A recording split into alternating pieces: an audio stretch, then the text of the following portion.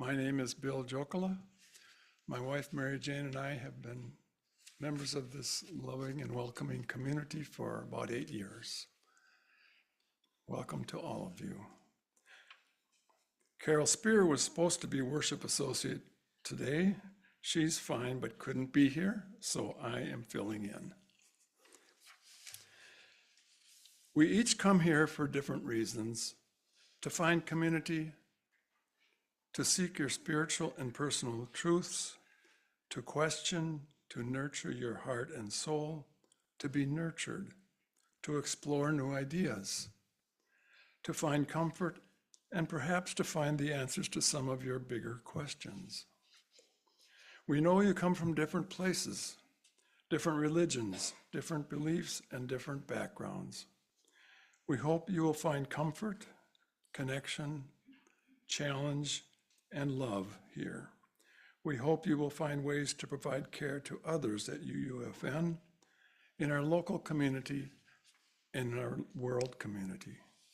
We welcome you here, and we hope both newcomers and longtime members alike can stay after the service for coffee and conversation. Later in the service, we will take our Share the Plate offering as a way to care for the wider world. During this month, when the theme is the practice of presence, we are called to be present to that which is often invisible. Growing struggles with mental illness in the United States. Less than half of adults with a mental illness receive any kind of mental health care. 1 in 5 youth ages 12 to 17 experienced a major depressive episode in 2023. The National Alliance on Mental Illness, or NAMI, is the nation's largest grassroots mental health organization dedicated to building better lives for the millions of Americans affected by mental illness. Our donations are a tangible way we offer support to those who are struggling. During the offering later, you may donate online from our website, uunorthfield.org, or put cash or a check in the basket. There will also be instructions on the screen during the offertory time. I also call your attention to the announcements in your order of service and weekly email. All visitors and newcomers are warmly welcome to attend our information session after the service on December 15th.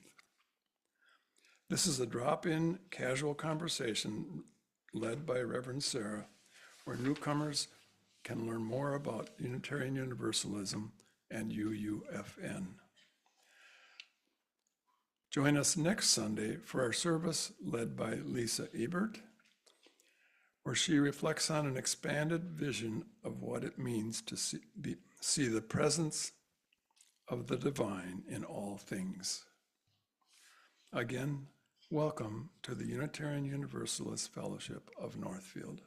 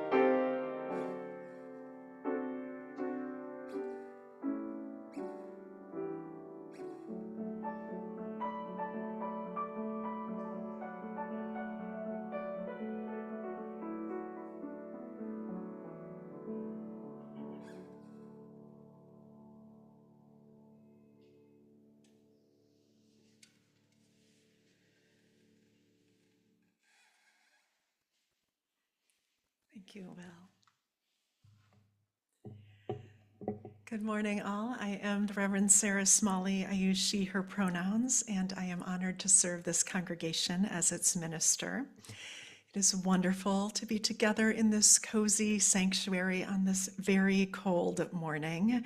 The Sunday after Thanksgiving is often a small, sweet gathering, and it is always one of my favorites. I am grateful to be here with you all and all those on Zoom today.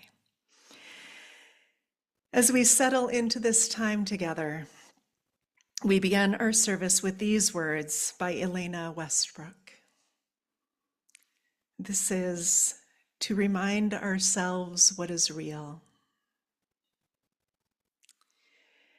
In a world ravaged by violence, by hatred, by conflicts that seem eternal and insoluble, sometimes the only thing we can do is be still for a moment to remind ourselves what is real. The sun that rose this morning, the dirt under our feet, the air whispering in and out of our lungs. This hour, try just to be present in each moment as it unfolds. Your simple attention is what makes these moments holy. Come, let us worship together.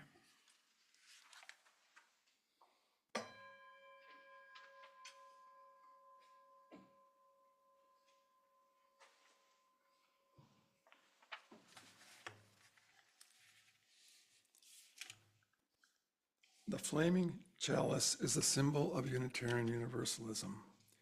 Each Sunday when we gather, we bring this symbol to life together. Please join me in speaking the words for the lighting of the chalice. Let us open our eyes to see what is beautiful. Let us open our minds to learn what is true. Let us open our hearts to love one another. Now, please rise in body or spirit for our opening hymn, number 349, We Gather Together.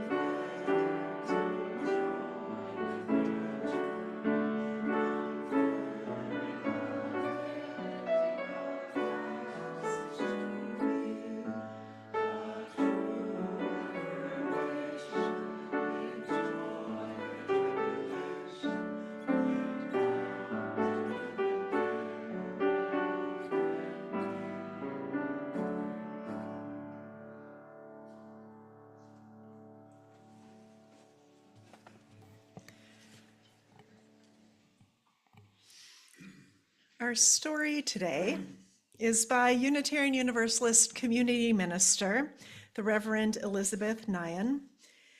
This is Show Up Hungry. She writes, I got off work at 7 p.m. and did the thing where you chase the bus a little bit, but then realize you won't make it anyway, and walk sheepishly back to the bus stop.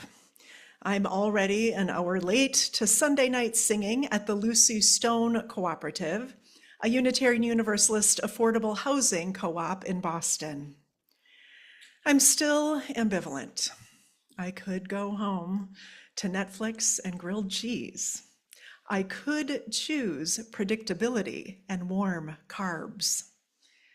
Or I could get on the bus to this community where I was first a member of the planning team and now a board member.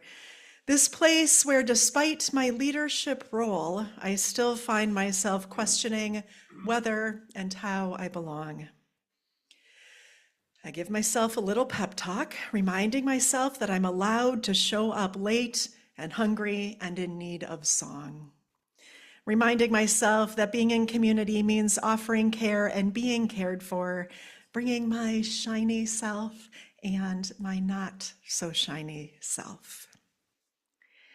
When I arrive, there's a teapot of hot water and a plate of fat dates on the table.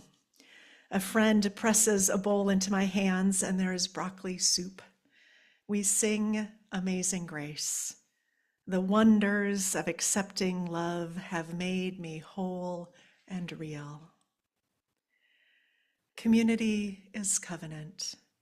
It's the promise of a bowl of soup and a song at the end of the day. It's love in the form of a house on Moreland Street that has said it doesn't matter that I don't live there, that I too am welcome on Sunday nights. Laid bare, it is the assistance and accountability of doing that thing together that we cannot do alone. I've not always been my best self in the communities I've loved. I've shirked dish duty at Lucy Stone and missed weddings in my hometown. I've dropped out when I was needed and showed up full of pettiness and exhaustion. The wonder of accepting love is only made evident when we're allowed to shed the shiny and let some sourness show. Our communities of spirit are only real because sometimes we show up late and are still expecting to be fed. Because we both give and get. Because we bring our tart and our sweet, our gifts and our struggles. We need lemon in the lentils, rice vinegar in the sushi, a squeeze of lime in the chelada, and some acid in our communities. Without it, our communities are superficial. With no acid, we are one note, monotone. Our vulnerabilities, our bits of brokenness, bring life to our relationships. We are part of community when we show up shiny and not so shiny, when we ladle soup into each other's bowls and eat it eagerly, when we bring our sour and our sweet, when we shed the shiny and show up hungry. This ends our story today. We now turn our attention to our candles of community.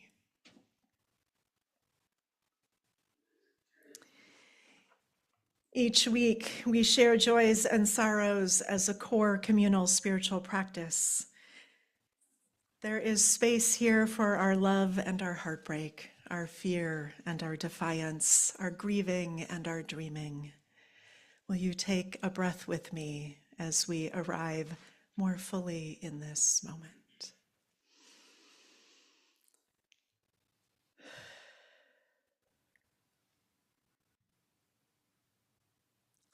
We light our first candle as a blessing for the wider world. Today, this is a candle of hope, reminding us good things are happening still. Good things like this. After 54 years, a woodpecker species found in East Texas is officially no longer endangered.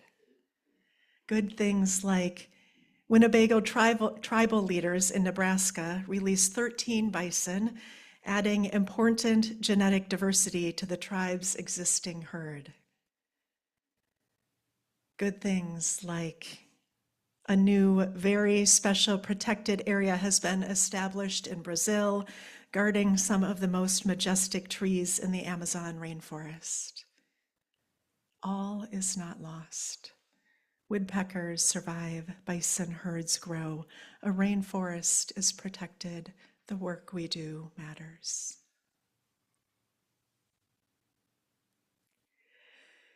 We know, too, that the details of our daily lives are sacred and important, and we light candles to honor the sorrows and celebrations in our gathered community. Candle, in honor of the joys and sorrows we carry in our hearts, but that have not been spoken out loud. And we move into a time of shared sacred silence, that we may hear what love is telling us.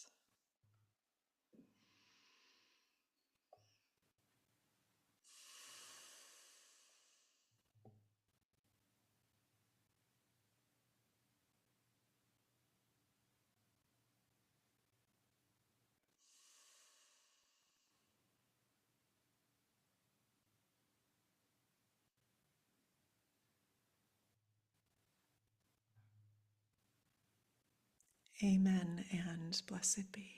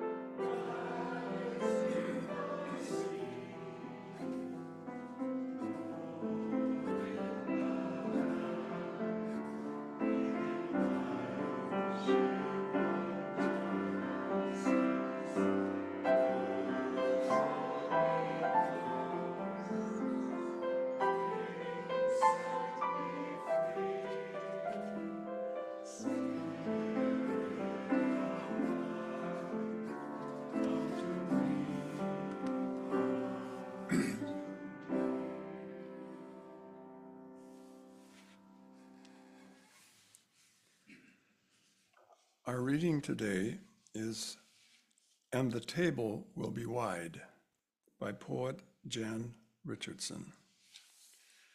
And the table will be wide, and the welcome will be wide, and the arms will open wide to gather us in, and our hearts will open wide to receive.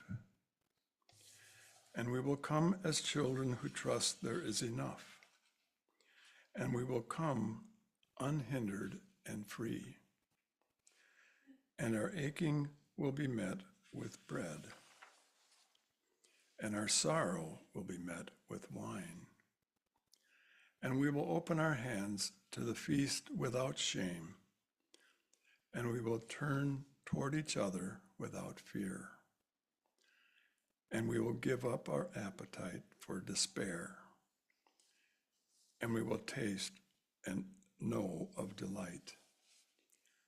And we will become bread for a hungering world, and we will become drink for those who thirst. And the blessed will become the blessing, and everywhere will be the feast.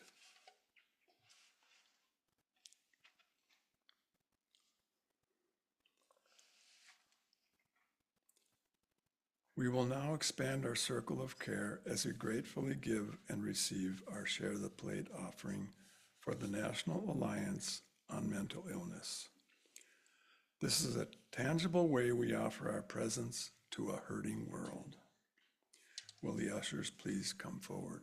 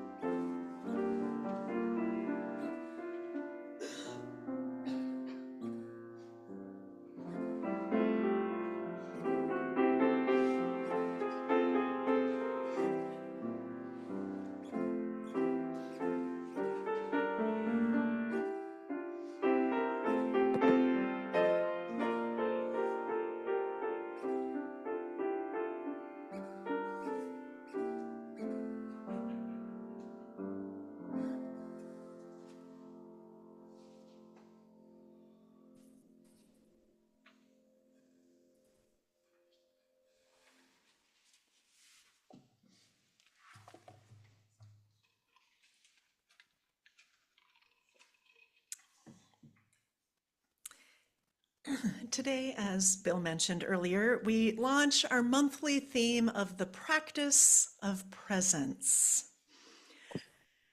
I appreciate that being invited to practice presence feels like a gentle way to approach this month. November was rough in many ways. The election, first and foremost. And I know many of you are also dealing with a lot of staggering personal grief and change and transitions and health worries for yourself and for loved ones, and mental health struggles are growing, and life is hard. Plus, Thanksgiving can be a difficult day for many reasons, historical and familial. And we're about to feel the holiday pressure to be merry and bright.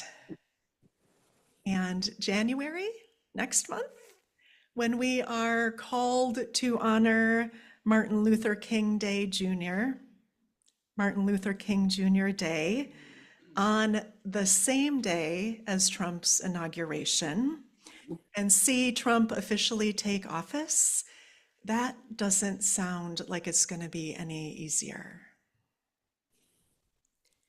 We don't take a break from the work of justice in December.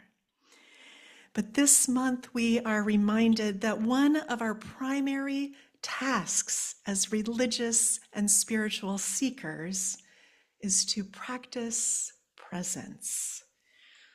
My hope is that this service today offers a gentle threshold to cross into the month of December, that you may carry some of the simple beauty experienced here with you in the weeks and months ahead.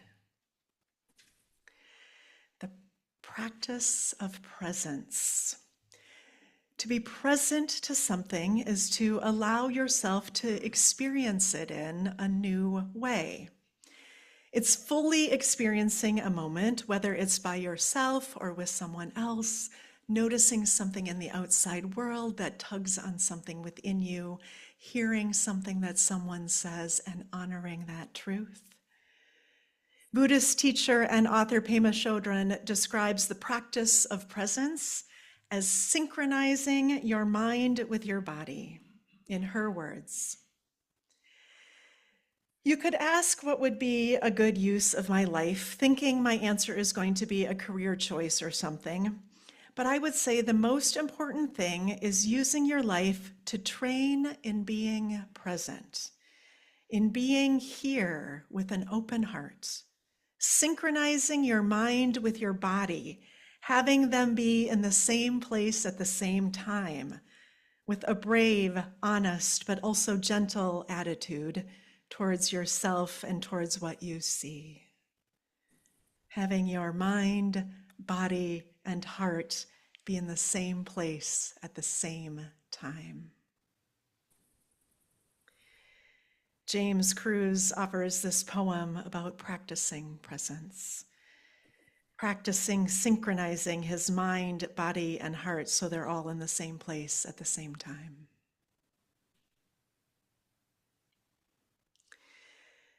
My friend and I snickered the first time we heard the meditation teacher, a grown man, call himself honey, with a hand placed over his heart to illustrate how we too might become more gentle with ourselves and our runaway minds. It's been years since we sat with legs twisted on cushions, holding back our laughter. But today I found myself crouched on the floor again, not meditating exactly, just agreeing to be still, saying, honey, to myself each time I thought about my husband splayed on the couch with and fever from a tick bite. What if it never gets better? Or considered the threat of more wildfires, the possible collapse of the Gulf Stream, then remembered that in a few more minutes I'd have to climb down to the cellar and empty the bucket I placed beneath a leaky pipe that can't be fixed until next week. How long do any of us really have before the body begins to break down and empty its mysteries into the air? Oh, honey, I said. for once without a trace of irony or blush of shame, to touch my own hand on my chest like that of a stranger, oddly comforting in spite of the facts.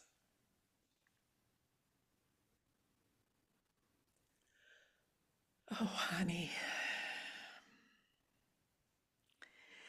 Presence is being here with an open heart, a tender heart, a hurting heart, an open heart, and greeting it with compassion, synchronizing your mind with your body, having them be in the same place at the same time with a brave, honest, but also gentle attitude toward yourself.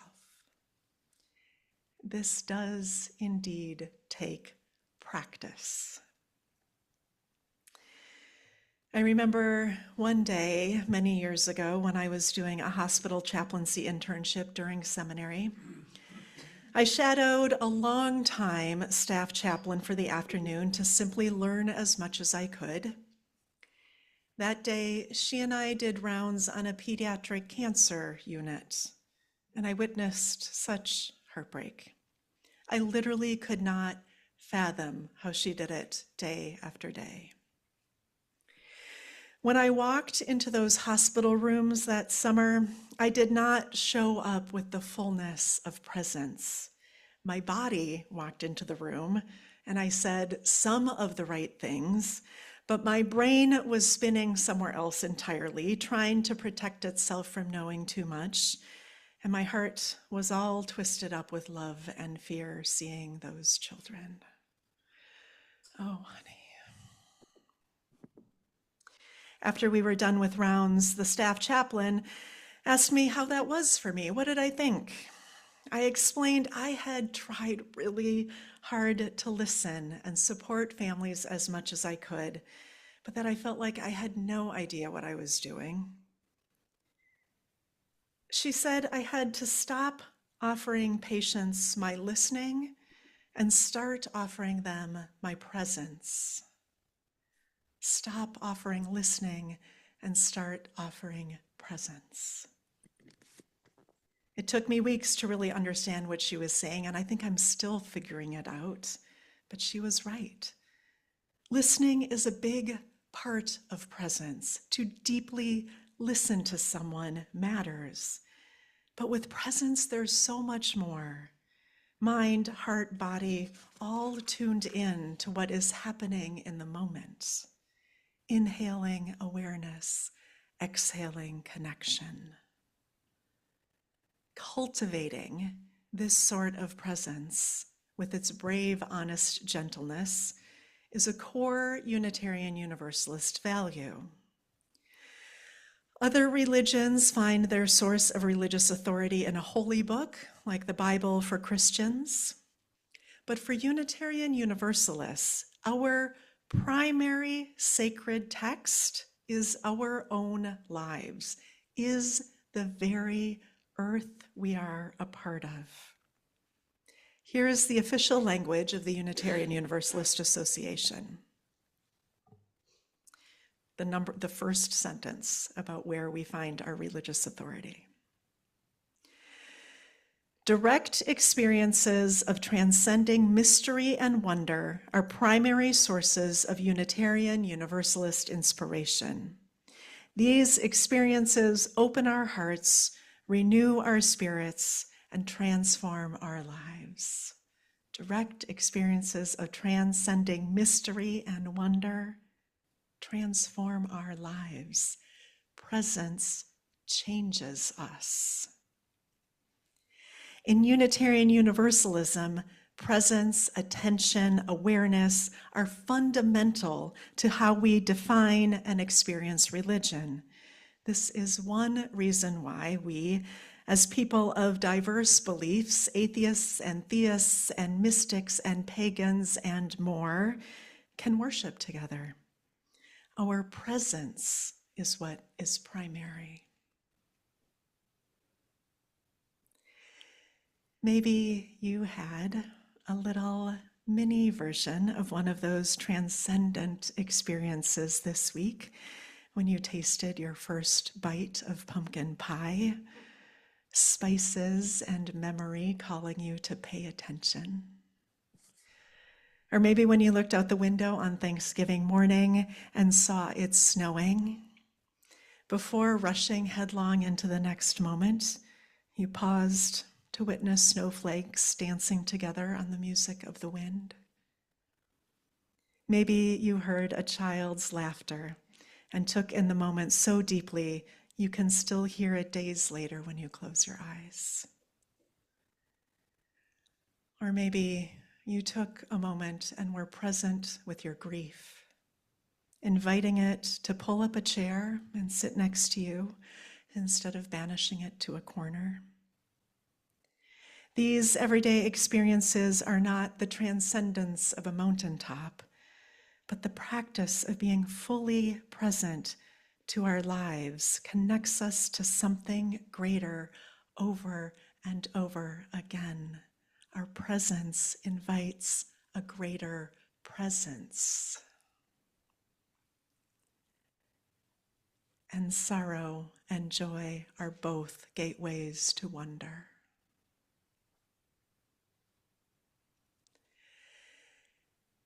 It was important to me today that beginning this monthly theme of the practice of presence is not only an intellectual exercise. And so today we'll embody the practice of presence as we share an apple and mandarin oranges communion of sorts. This will be very simple. And rest assured, by communion, I do not mean the kind of theology where we are pressured to believe something we don't, or the kind of communion table where some are fed and some are not welcome. But for thousands of years, people all over the world in all religious traditions have gathered to share the eating of special food. When food and presence are combined, eating becomes a religious experience, so to speak.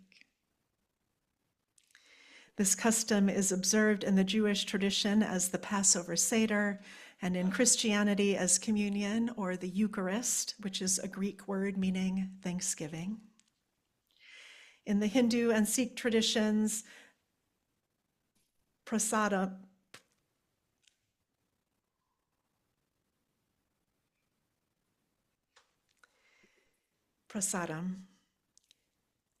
I had a moment of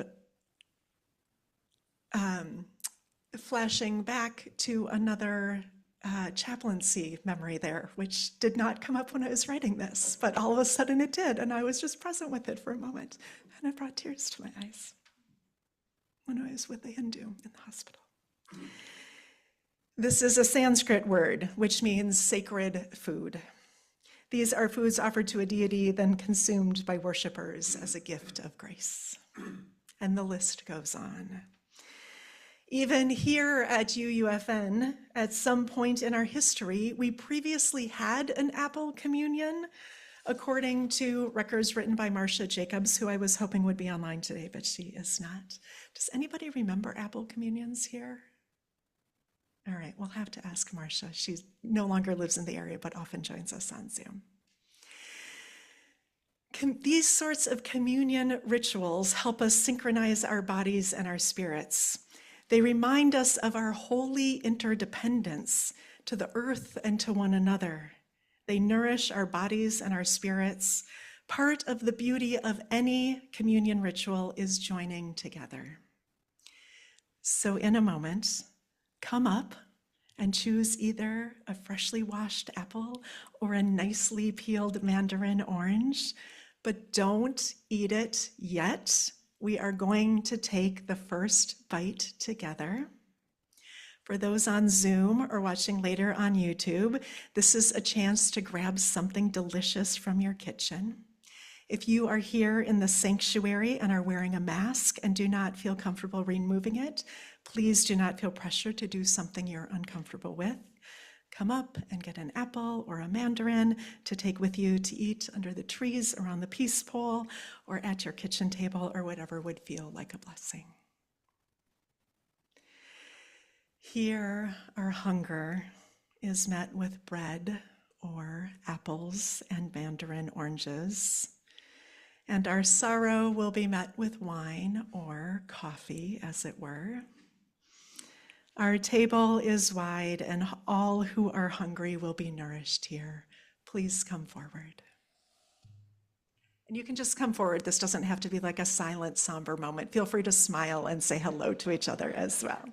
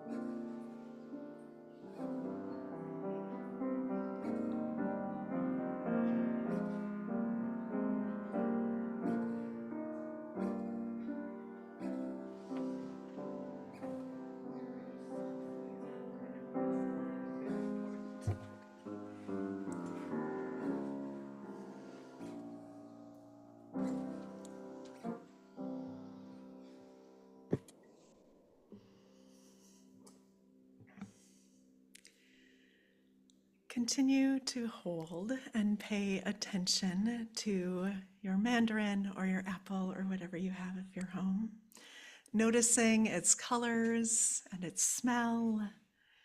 Practice presence as I read these words. I have one about apples and one about mandarins.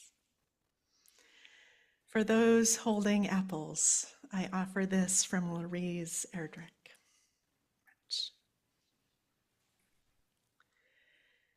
Life will break you. Nobody can protect you from that. And being alone won't either, for solitude will also break you with its yearning. You have to love. You have to feel. It is the reason you are here on earth. You have to risk your heart. You are here to be swallowed up.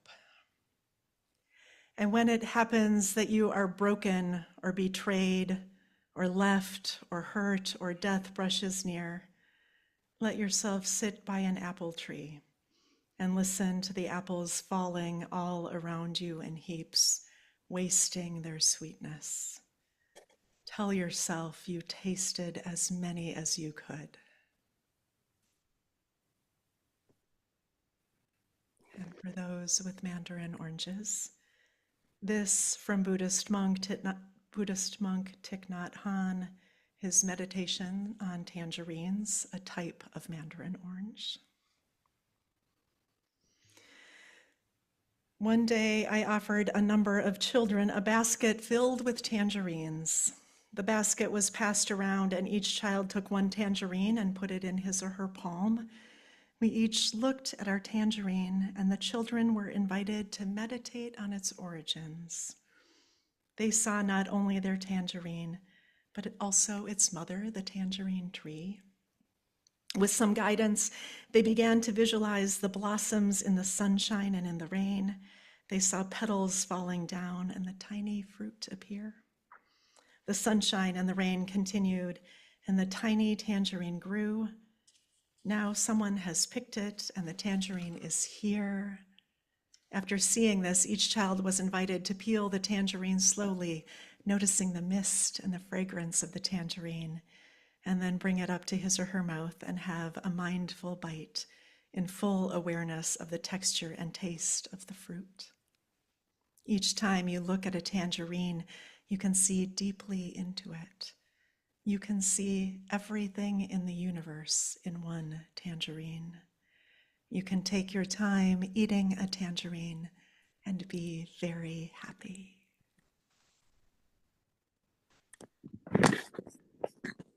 Let us now all take a bite together, savoring the sweetness, taste and know delight.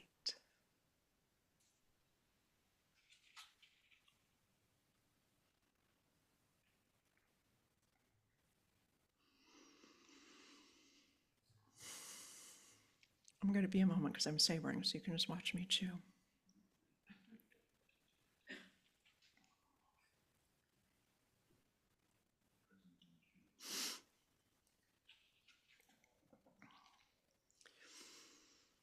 Feel free to keep savoring as I explain what's next. We will now offer our presents to one another as we continue crunching on apples or eating mandarin slices. In a moment, I'll invite you to gather in groups of 2 or 3 and simply be present to each other. People on Zoom can also unmute. Paul, can you make sure Zoom is muted in the sanctuary? Thank you. And share with each other as well. During this time, here's the invitation. Please do not interrupt anyone. Don't offer people advice. Just practice presence.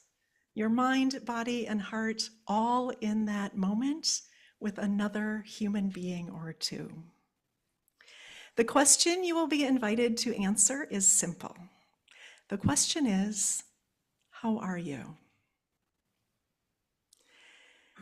And of course, today, I don't mean that question as the polite kind of question that expects the answer of, I'm fine, how are you? But instead, the question, how are you? Really, how are you? And then you get to answer and trust that people actually care about what you have to say. Maybe you're struggling, maybe you're bursting with pride, maybe so much is going on you have no idea how you really are and you just want to babble through that for a bit. As always, please only share at the level you feel comfortable. There is no pressure to disclose more than you wish. And if you are right now feeling awkward and uncomfortable, or if you're feeling uncomfortable because this sounds like it might be awkward, that's okay too. You can be present with the awkwardness, embrace it. It's part of being human. Don't show up shiny, show up real. Be present to whatever is true for you and be present to whatever is true for each other. Again, find 2 or 3 people to talk with here in the sanctuary, preferably not someone you came with, and making sure no one is left out. Practice offering a spacious and welcoming presence to each other as you continue to crunch on your apples or eat your mandarin orange slices. And people on Zoom can unmute and share as well. We'll have a few minutes for this. Go ahead and move around.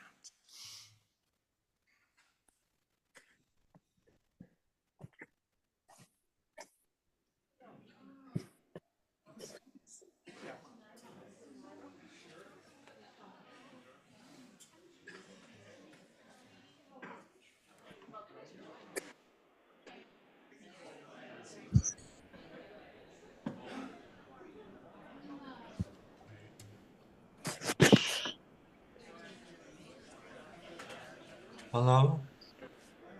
Hello. Hi. Hey, hello. Many of us. Are you all in one group? Yeah. I think so. Evidently. Hello. That's Hi. Hey. that's going to be too big for everyone to share. Uh, Maria and I are at home and we say hello. Hi, Peter and Maria. Hello. Hello. Can you hear me? Yes.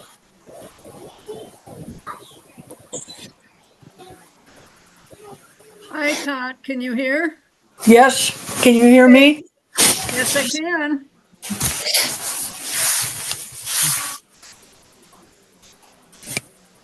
Yeah. Can you hear me? Yep. Oh, okay. Now we have rooms.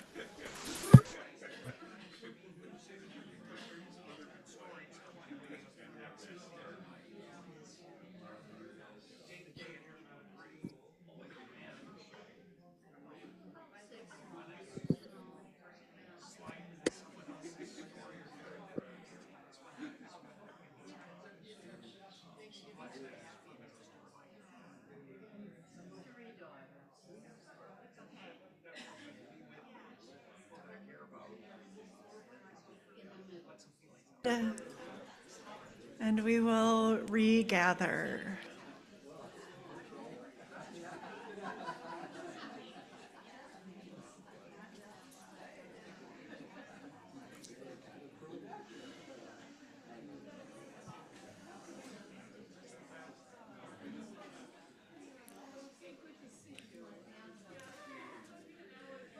As we're regathering, I will say it was very sweet to see people lean forward at points or clearly offer presence to each other and get to know some new people.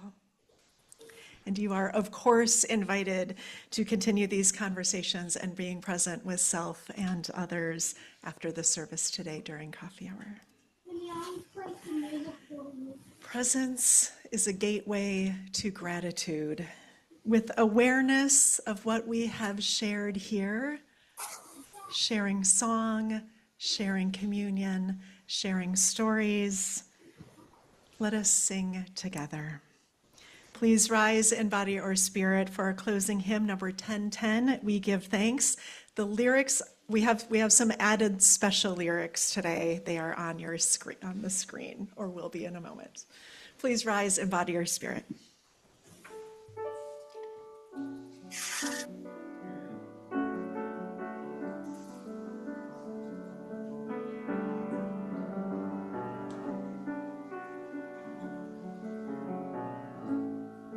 We give thanks for this precious day. This us far away. This time we share with love and care. Oh, we give thanks for this precious day. We give thanks for this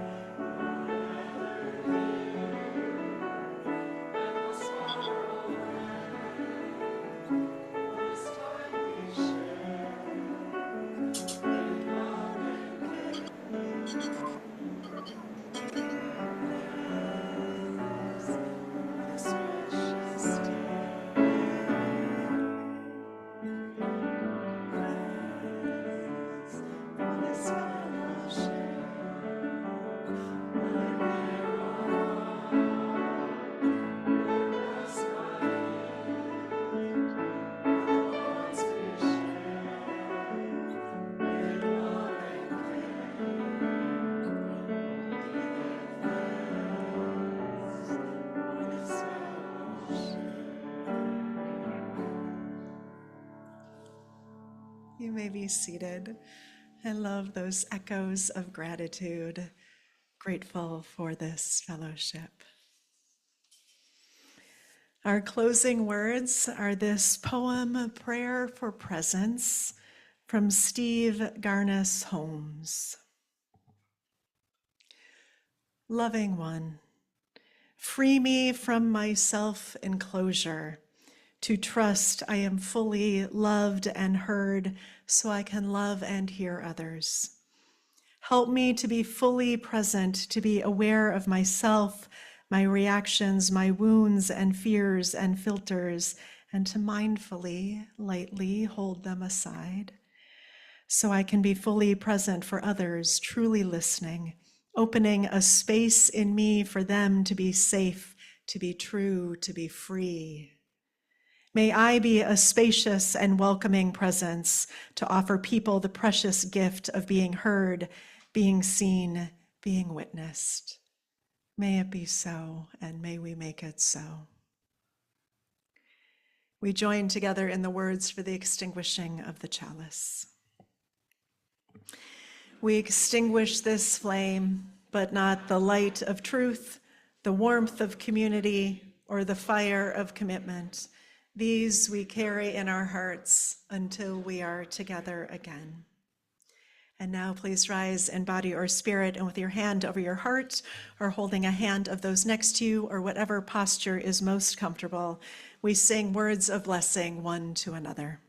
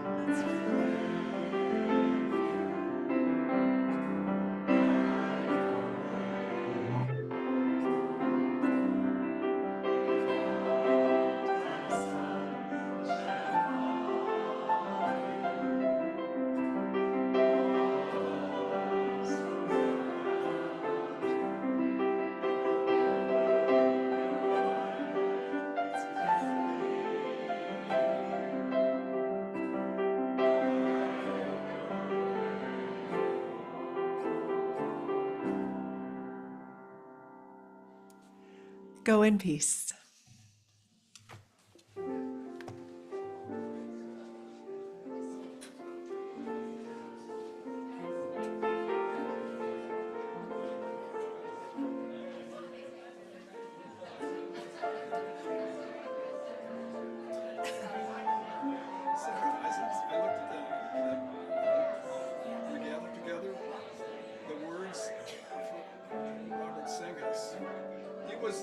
He was a minister at the Unitarian Church in Burlington, Vermont, when we were there. I'm sure it must be the same. Oh, sure, yes, I'm sure. I love the UU world. That's so cool. He was just there the first 3 years we were there. And Gary Kowalski came after that. But anyhow, I remember Like, wait, I know that. And I know